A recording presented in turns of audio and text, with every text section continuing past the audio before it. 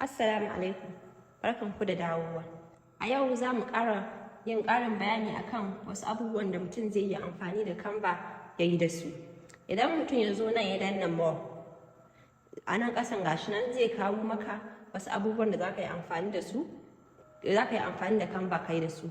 Kun ga anan muna da infographics, muna da photo collage, ga su desktop wallpaper, graphs, book covers, mind map, magazine covers ga su nan, Zoom virtual background, calendar, poster, worksheet, reports, planner, comic strip, business proposal, class schedule, concept maps, artistic CD cover, graphic organizer, tags, invoice, YouTube intro, flyer, ebook cover, lesson plan, program, blog graphics, bookmarks, da kuma phone wallpaper.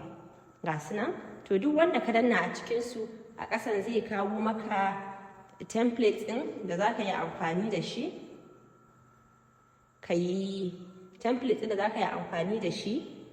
ka yi wannan abin da kake so ka yi.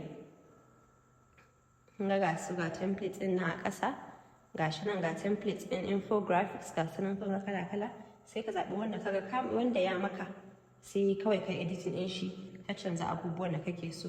Ko na photo collage ɗin ma kun ga su nan, duk ga su nan templates ɗin kala-kala.